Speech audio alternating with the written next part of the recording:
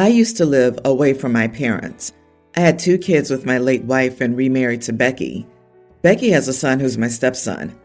Becky's parents are not well financially, so they would never give my kids gifts. I sat the girls down and had a conversation about it. In the end, they expressed that they don't see them as grandparents anyway, so there was no loss. We moved back to my area for a job opportunity. The first time my parents saw their new stepson, Tween, he wasn't interested. My wife, after the event, pointed out that there was favoritism, but I told her that it would take time, and it was literally the first meeting. Christmas rolled around, and they got him a game for his Switch. The girls got 2 gifts while he only got 1. I agreed that was a problem and talked to my parents, who told me they had no idea what to get him. It didn't help that the girls loved going over to Grandma after school and didn't want their stepbrother to tag along. After talking to my wife, I invited my mom to his birthday. That happened today. My mom showed up before her husband. She only had a card and put it by the presents. My wife lost it at her and called her a ton of names, said she was cheap and would give more than a card to the girls. My mom told her she was a stuck-up idiot and ripped open the card. It had money in it and a picture of a bike with the words "Go outside" on it. My dad brought the bike in his truck since it didn't fit in her car. She stormed out and told my wife she could forget about the present. My wife and I got into an argument. I told her she needed to apologize since she went off the rails, and my mom had every right to take back a gift after she yelled at her. She wanted me to cut off my mom and not let her see the girls, but I told her no. The girls loved her, and I would not break that bond.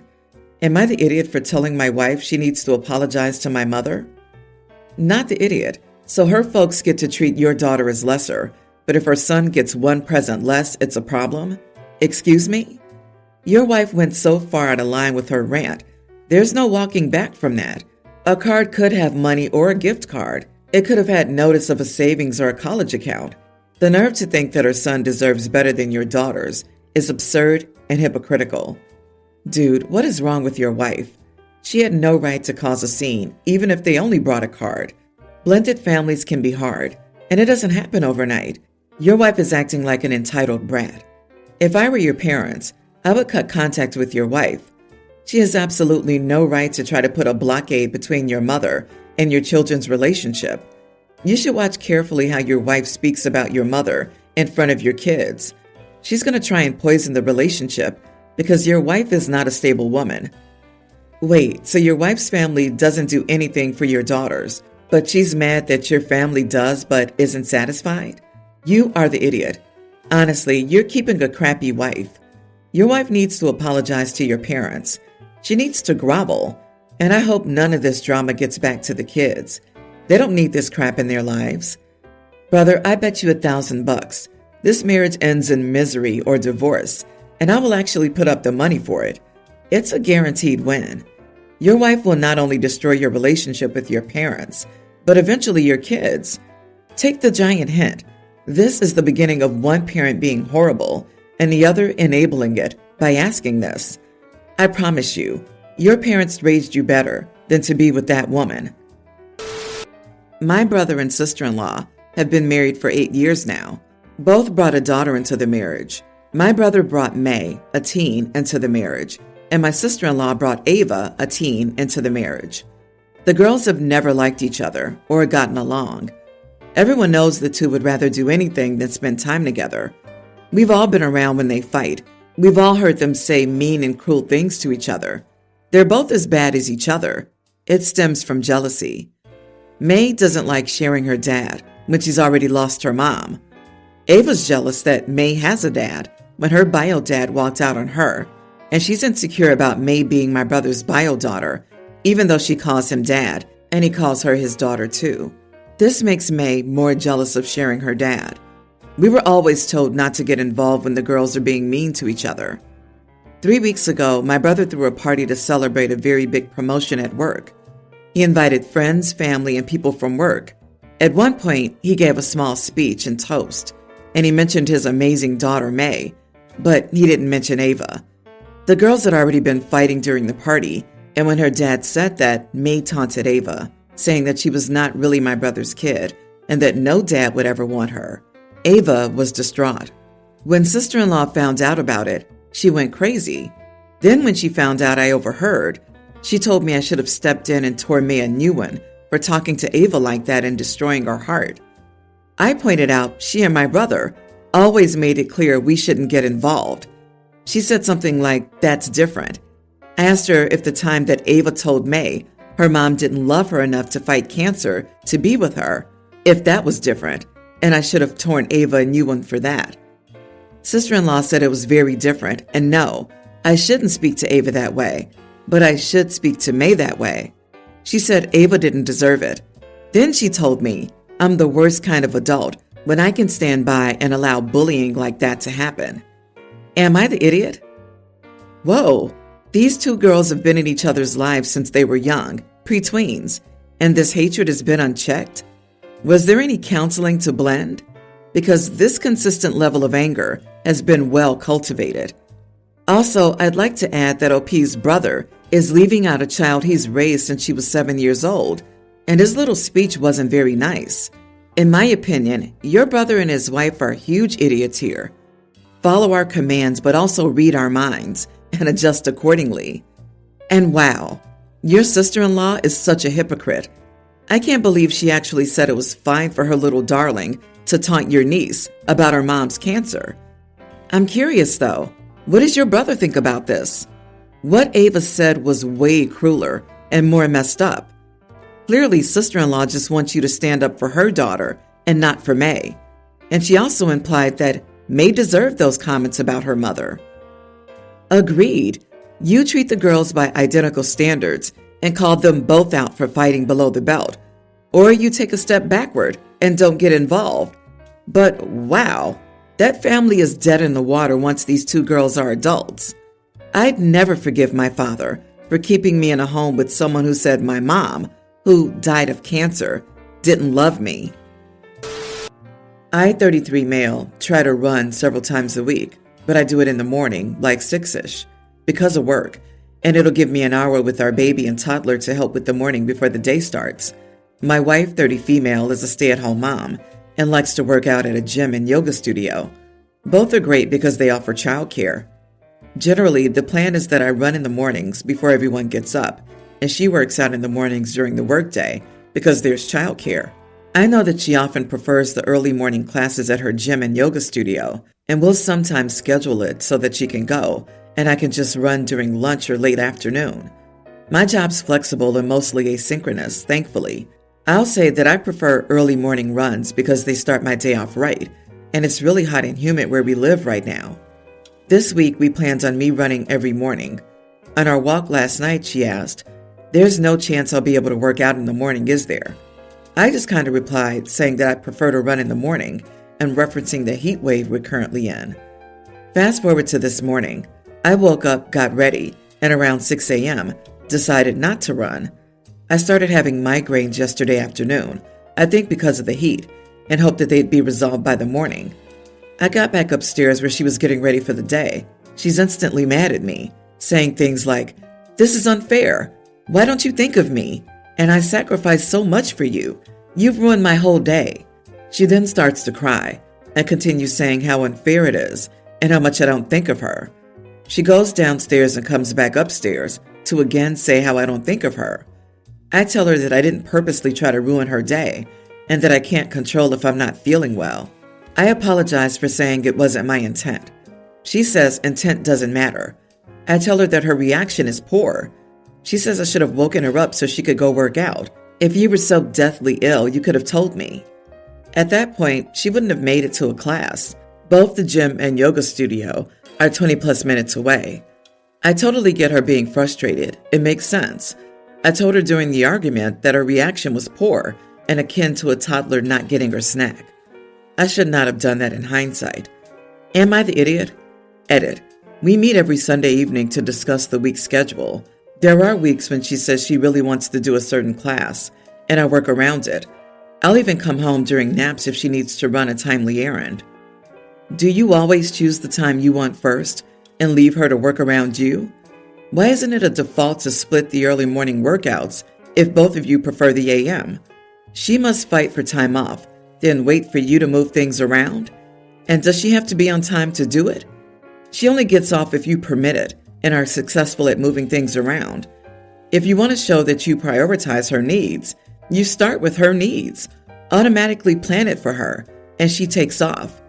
Also, you saying you help with the kids is shady language. They're your kids. You are caring for your kids, not helping her for her kids. You are the idiot, OP. She's carrying the weight of the entire household and fitting in her only me time into the gaps you allow. Your time is your time, hence why you can run or not depending on your feelings. But her time is essentially shared with you and the kids. I'm sure she would like to start her day with a workout just like you enjoy. Take the argument over the workout as indicative of this larger time robbery issue and hear what she's saying to you. So I, 22 male, have been dating my girlfriend, Susan, 21, for a year now. Things have been great between us and we keep good communication. I'm posting this 2 days after her birthday, also when the incident happened. I want to say that I'm very romantic, and my girlfriend can vouch that for me. As for her birthday, I had planned a whole long day schedule of her favorite activities, along with some extras I poked here and there, like taking her to the movies, going out to Red Lobster, despite me not enjoying seafood at all, and some more. This is the part where my mother, Claudia, 42 female, comes into play. Due to medical issues, she's prone to having sudden epileptic attacks with no prior warning, so my stepdad, Robert, 52, and I have always been on the lookout and wary of this. Hence, we're in close contact at least once a day.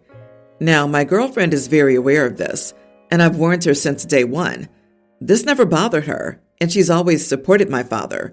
I've grown close to him and call him dad sometimes, and me, although my mom's attacks have gotten in the way of our hangouts once or twice before. We were out at Red Lobster, and we were midway through our meal when I got a call. I picked up the phone since it was my stepdad. I might be the idiot here because I just dropped everything and took off running. As you can all expect, my mother had an attack, and my dad told me to come over. However, by the time I arrived, my stepdad told me that things were under control and that it was just a scare because she suddenly felt dizzy and lightheaded, and her head started to hurt. I thought that'd be the end of it, but it turned out to be a true attack, as she started to have a seizure in the living room, and we had to rush her to the doctor. It took her about 30 minutes to stabilize, and I called my girlfriend to let her know that Mom was okay and we could resume our date if she wanted. She told me she didn't want to anymore and that I was an idiot for leaving her like that and ruining her special day, which she told her friends who've sent me messages telling me how much of an idiot I am. You are the idiot. First, my mother's having a medical emergency that only I can handle. Do you mind if we leave right now? At least give her a chance before running away. Second, this isn't the first time it's interrupted a date. Your first step is to make sure your mom and stepdad can call a medical professional when your mom's having a medical emergency. Your second step is to stop telling your mom when you go out on a date. You don't just get up and run away from your girlfriend of a year. That's the kind of stunt you pull on a first date that's not going well, and you don't have the guts to be honest. Imagine being the poor girlfriend, sipping her water thinking, any minute now he'll be back, and then watching through the window as this car peels out of the parking lot. I really need to stress here, OP cannot and should not be handling her seizures. She needs to get treatment from a doctor. They need to get her seizures under control. There was nothing OP could have done that his stepdad couldn't. It sounds like he's conditioned himself to run as soon as she has a seizure, but that's not actually necessary when there's an adult partner already present. Now I'm thinking of OP running away and imagining Spider-Man's dates getting interrupted as he runs off to stop her supervillain, LOL. Typically, a seizure lasts 5 minutes. If it takes more than 5 minutes, the stepdad needs to call an ambulance.